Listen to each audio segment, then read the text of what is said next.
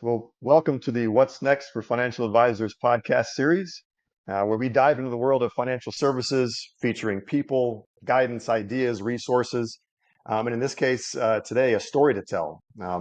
Actually, I should probably say a narrative to tell if we're going to keep it more apropos to our guest. My name is Ben Mossman, co-founder and partner with What's Next for Financial Advisors. Of course, joined, as always, with our man behind the scenes, Brandon Kirst, pulling all the levers, making sure this goes off without a hitch. Thank you, Brandon, for all that you do to do this. I'm certainly not qualified to handle that part. Very excited to introduce our featured guest today. We're having on for the very first time. She is the owner, founder, senior financial advisor of Maven Lane Financial Group out of beautiful San Mateo, California. Not only is she the owner of a successful financial advisory practice, but the accomplished author of the book, Your Money Narrative, Understanding Your Story to Build a Stronger Financial Future. So I'd like to welcome Amy Cook. Welcome, Amy. Thanks, Ben. Excited to be here with you guys. Yeah, we're excited to have you on. We want to get to the good stuff here just a second. A quick intro into who we are as a background to this. What's next for financial advisors? We provide coaching and consulting services to advisors primarily in the independent space, working with financial advisors and their teams and helping them run more efficient, more profitable businesses and help them have a bit more fun while they're doing it.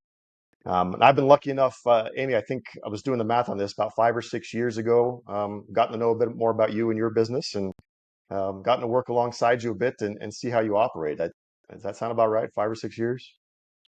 I think it might be longer than that. Um, Okay. it might. I feel like we're pushing on 7 or 8, but I could be wrong. Well, it's been a wacky at least last five. So if my math is off, Yeah, the last 5 are uh, wacky. yeah. But I have admired everything you've built up to this point and everything you continue to build. I would consider you a bit of a visionary in financial services, which is not an easy thing to be in the world of compliance and rules and regulations and hearing no a lot. You certainly have always been one that's, looked to push the boundaries on better ways to provide guidance planning to clients, but also better ways to run your business and really be forward thinking, which I've always admired about your business. And I think that lends itself to the story, behind you and the book, and which we'll get into as we go through. But Amy, why don't we just start? Tell us a bit about yourself, your background. Let's start there. Yeah, so I've been a financial advisor now for 15 years. I can't believe it's been that long. Prior to becoming an advisor, I was in the mortgage business in Southern California. And I really just felt like I was working very reactively to what was going on. And that was in the early to mid 2000s. So, as you know, things kind of blew up there. And I wanted to switch over to a more, proactive approach. And so I got into this business and, the rest is history. Okay. So mortgage into this, you've seen things move quite a bit in different areas of financial services, obviously, yeah. It's been a blessing really to talk to so many people over the years because I've learned so much. And as you know, I helped clients as when I got started in this business, I was helping myself at the same time and make as they were making changes, I was making changes and looking back on it, I mean it's been a big win and I'm just really thankful. Good. Tell us about Maven Lane. What you guys do. Tell us about the business a bit more. Yeah, so Maven Lane, so we're financial planning advisory practice here. We do investments and comprehensive planning. Ideally, I am a CFP, so I like to start with planning whenever possible. But sometimes clients aren't quite ready for that. So it's kind of like estate planning. There's a lot you got to pull together, a lot you have to do, a lot of preparation, and so you really have to be working together to get that done efficiently. Otherwise, you're just kind of chasing people around. So not all of my clients start with planning, but I love it when they do, and a good chunk of them do. Yeah. And I know you've built a lot of your services around planning specifically, which kind of is what I was referring to on the visionary side of things, that always trying to find ways to deliver that a bit better to your clients. And I know you've always been very planning centric in this industry. Well, I wouldn't have a job if it weren't for my clients. So in my mind, whatever we can do to make their lives easier, to add value, that's what we're always trying to do. And it's never done. It's a work in progress. I mean, we're always tweaking things, changing things, trying to make them better. But really, the clients are the heart of the business. Mhm. And in an ideal world, they're making progress, because if they're not making progress, then I'm not doing my job. Right. Yeah. And you mentioned a work in progress, the business. I imagine just in reading through the book, um, it's a book I really enjoyed reading, and I think it's very unique in the sense that in the financial services genre of books, I tend to break them down to a couple of categories. One being more of the education slash do it yourself, and then you've got the other side of that spectrum, kind of the motivational side of things. And Your Money Narrative, this book, I think fits uniquely, kind of on its own. And you talk about the work in progress of building Maven Lane and working with clients. I have to imagine the process of conceptualizing how this book was going to be written, where the stories came from, was also a bit of a work in progress. Is that fair?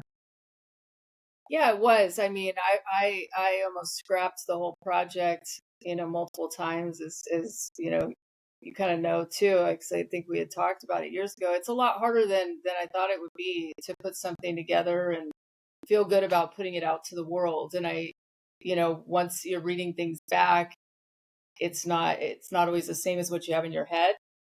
And I just, over the years, I've realized that, most of my clients, they don't really want me to go into the weeds with, super granular detail on all of these, pieces of financial planning.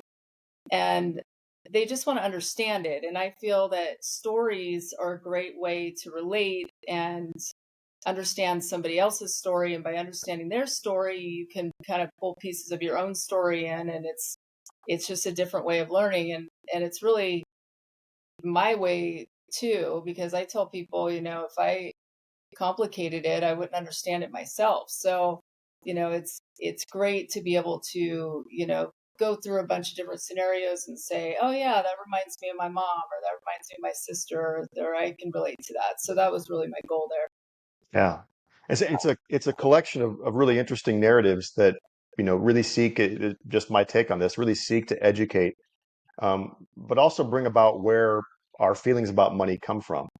And I think there's a lot, at least for me personally, in these stories. There were some that were tough to read because they really hit close to home, and I found myself dropping the book and pointing at it and saying, "I do that," and I'm not sure where that came from. But within those stories, I mean, it's a unique way to provide education, but also to, I think, talk about something that's been taboo in a lot of families, which is money. Um, and that's certainly a tough thing to talk about. But what compelled you to write the book in this fashion, in the form of narratives?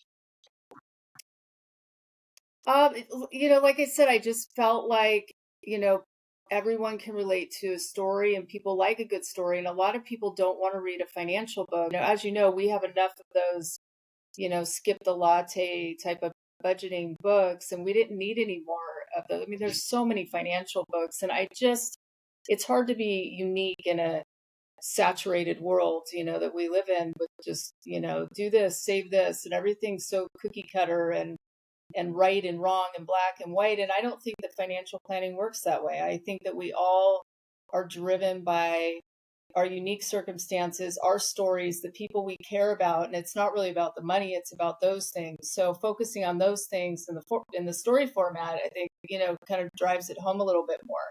And of course, it was driven by my own stories. So I mean, in diving into my own stories and realizing some of the things that I was doing made me think about other people's stories as I heard them. Yeah. So these stories are interesting because it's kind of from one perspective, yours, but it's approached almost like you're collecting stories from many different people. Did you find that some of the influence of this came from the interaction with clients or those that in talking about money as well? Oh, for sure. And I wanted to be careful not to replicate anyone's exact story except for my own in the first chapter. So it's really just kind of topics that come up all the time, and fears that come up all the time, and concerns that come up all the time, and just, turning them into something that in the general sense, comes up a lot: college planning, retirement planning, having enough, running out of money, someone passing away, all the different things that happen in life. Something I found pretty interesting is that the narratives in this book, it's not always positive. I mean, there are some that are built on maybe a negative perception of money or a negative narrative that builds and kind of becomes, I guess, ingrained in our DNA and how we make financial decisions going forward. And I have to imagine as you're going through and writing this book and collecting these stories and really looking at them, um, did it affect the way that you approach your clients, or did it change any of your attitudes in dealing with the retail public? I mean, I wanted to be careful not to have a bunch of sad stories, right? So there's balance there because a lot of money stories are really good and a lot of people have really positive money stories growing up. And so that's where, it goes back to the fact that we're all different. And so it's not like what's your money narrative, what's that negative thing? Because sometimes it's a mixture of positive things and maybe a negative thing or maybe not, but it the awareness of it in and of itself can just help you shift it if you kind of start looking at it. Mhm. Okay. It is really interesting, and that awareness, for me, when I finish the book, there's a part towards the end of the book where you talk about this why exercise and asking the questions about, why things are the way that they are, and why, if I have a certain perception about money or a decision-making process, why do I have that? And that really struck me as you start to look back through these stories that, I think for me, it really helped to solidify or really start to go down that journey of, where did this decision-making process come from? Um, and some of that, I don't have the answers for, but, it started the process and really started to get me thinking about it. And I did, That's so cool. yeah. Did it I do the love same for that. you? I mean, when you were going through it? For sure. I mean, over the years, I mean, I've done so much personal self development that things that I never dreamed that I would connect the dots on, I did, started to go, oh, that's why I have maybe that reaction. It's usually things that just happened when we were little and we didn't really know why they were happening. And so we just formed this belief and we sort of run through life with it. And yeah, I mean, I still make connections and it's funny to me because it's not like do X, Y, and Z and then you arrive. And a lot of times you could ask yourself 20 times, like, why do I keep doing that? Like, what is that even about? But just asking the question kind of shifts the change. So even if you don't figure out exactly like what, little micro thing, camera doing that again, little micro thing that happened there, um, you still are thinking about it. And so that's a step in the right direction. Okay. So it's meant to maybe uncover some things that are ingrained in our DNA, as I mentioned, but also to shed some light on how it affects the decisions that you're making and what you can do, at that point going forward. Is that fair? For sure, for sure. Yeah. I mean, and I think anytime we're thinking about things that we're not happy with and how to change them, I mean, that's the first step. Mhm. Okay. Was that originally you talked about the process going through of writing this book, and it's a work and that you have to really go through in a lot of years and time doing it. Was that your original intent on what you wanted this book to be? You know, I went through I knew I wanted to do something like that. I've always wanted to do it and I probably and I started it in a more traditional way. And then started reading it back and thinking, no, this isn't me. Um, and the story piece of it sort of just kind of came out of it, but it was like it evolved over time. Okay. So you changed course midway through. Yeah, I mean, I think because there's a part of me that sees, things that other advisors do, and I thought, oh, this could help other advisors, and then I think about, the steps, but I was able to sort of combine them with the stories, like some action steps. So I feel like I got kind of the best of both. And really, I'm in a client facing business. I'm not in an advisor facing business. So I think the book could definitely help other advisors too, though. Mhm. Yeah, I think so too. And that struck me from the financial advisor standpoint. Um, we tend to take for granted the the nature of finances being taboo. As I mentioned, in my house growing up, we didn't talk about finances. It wasn't, dinner side conversation. And because there's that silence, I think below the surface, subconsciously, we start to form, and I certainly did, started to form my own attitudes towards money and my beliefs. Some were justified, some were totally wrong.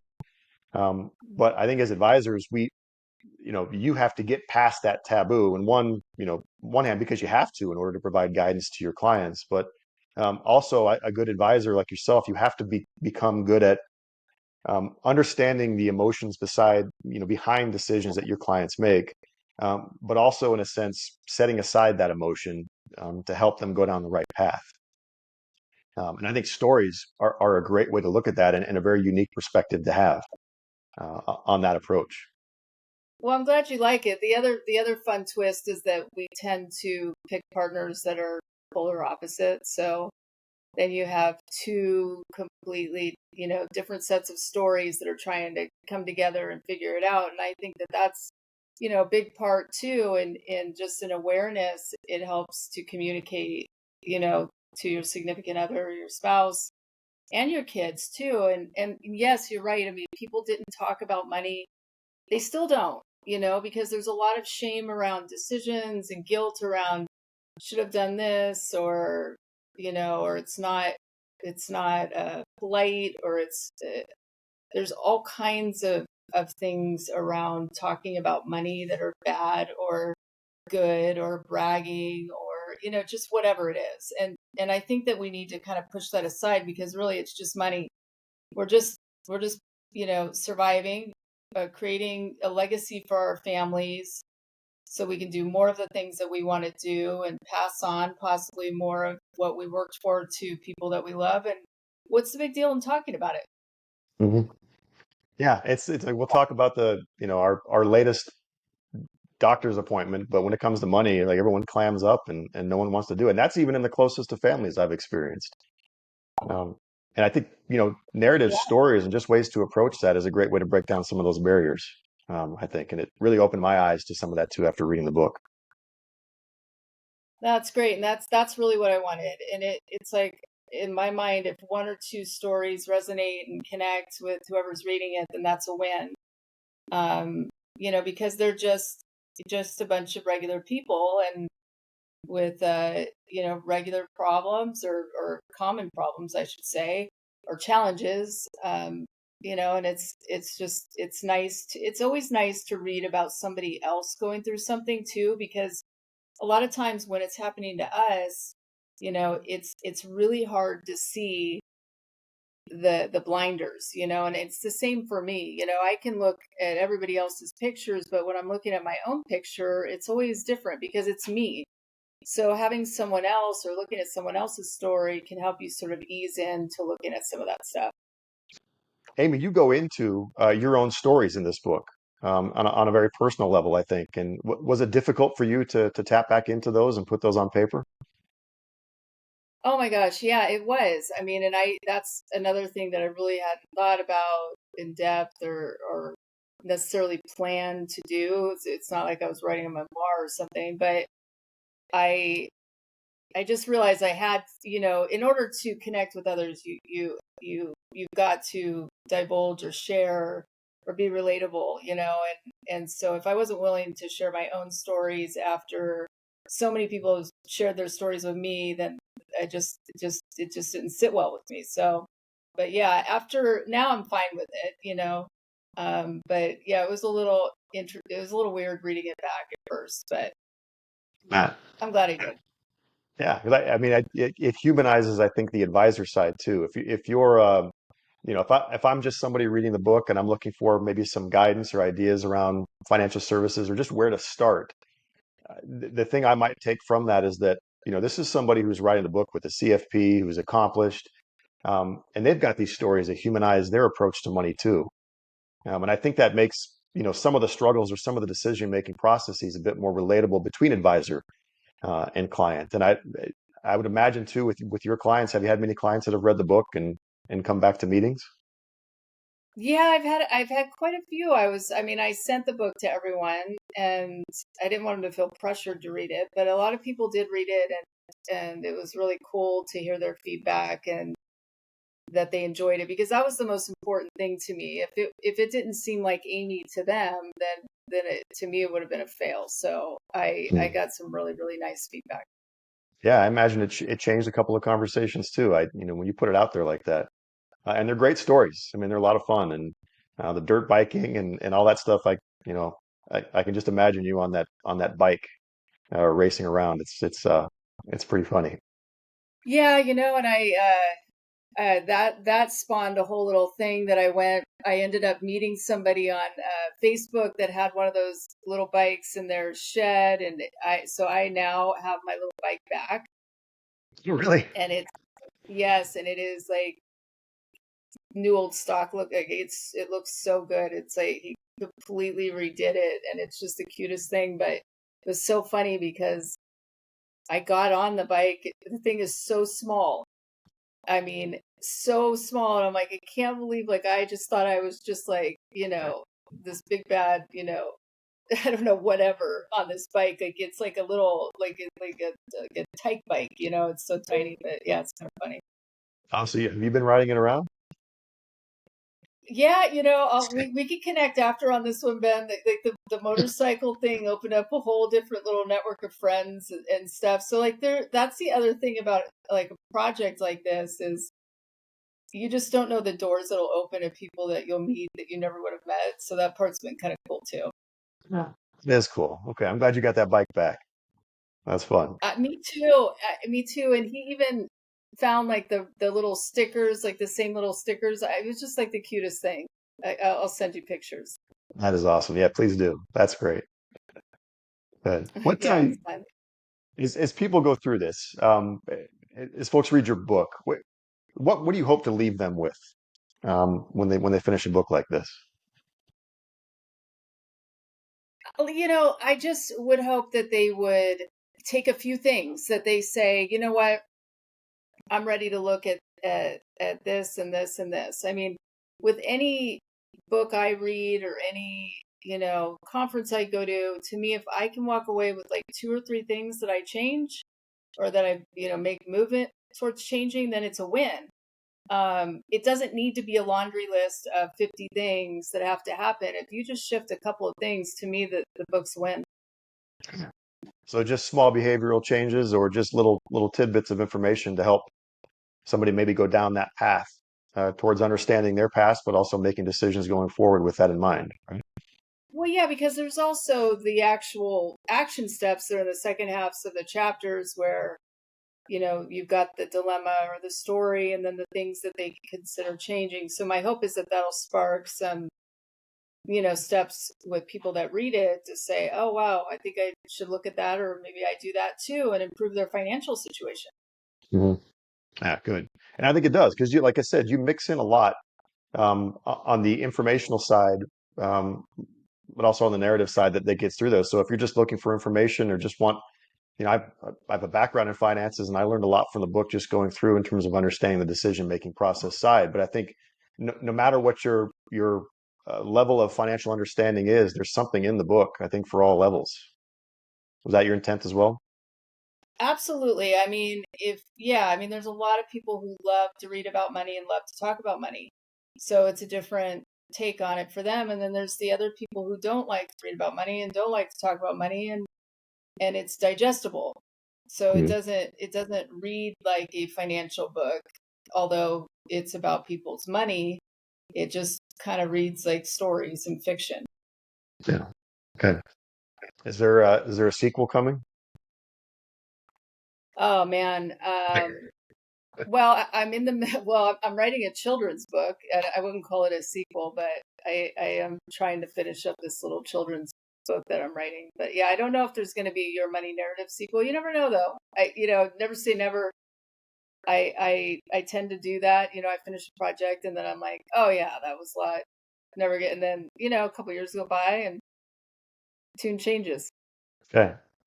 Well, I think for anyone who's looking to document their thought processes in a book, or even just someone who's looking to learn, is there any advice you can give, or anything you would leave our listeners with in terms of what you've learned through this process, and maybe what some steps forward would be? I think that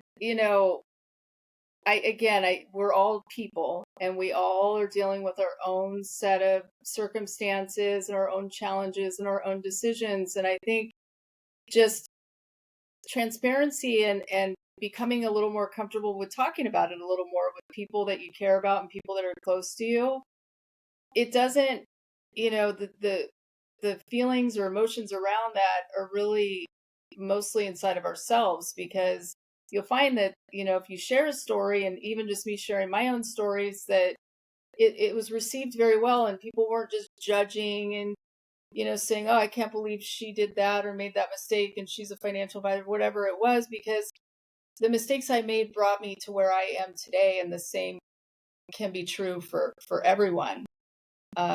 It's only if we continue to make mistakes over and over and over, and then don't even make an attempt to look at it or question what we're doing or try to change it. If we're trying to move the needle, then in my mind, you're winning. Exactly. And a part of that, I think, is, at least for it was for myself, is understanding where those decisions came from. Is sometimes the key to not repeating the same ones over and over again. It felt like. And it's easier said than done, because we get in habits and we're repeating stuff, or we're doing things and we don't even realize we're doing it. And that's where you have to kind of just put your brain in like a hard, like, stop, think about this. You're doing that again. Why are you doing that? Think about it. What's that Mm. about? And just, maybe change it a little bit, and then keep changing it. It's never done. I'm always trying to figure out how, if something's not working, there's a reason, and the reason is usually me. So I've got to figure out what it's about. That's a tough realization to come to sometimes, isn't it? It's true though. Yeah, it is. It's with all of us, and that's what's so great about it, humanizing that part of it, and that it's okay, that it is all of us that feel that. And once you accept that, I think that does help to take some steps forward, knowing that information. For sure. Good. Where can people find the book? We'll, of course, post some information here, but folks that are interested, where can they find the book? Yeah, so books on Amazon. There's a Audible version, Kindle. I've got the website, yourmoneynarrative.com, where you can download a couple of free checklists, and then there's other checklists available that kind of coordinate with the chapters. So yeah, if you just look it up, put my name in there, it'll come up.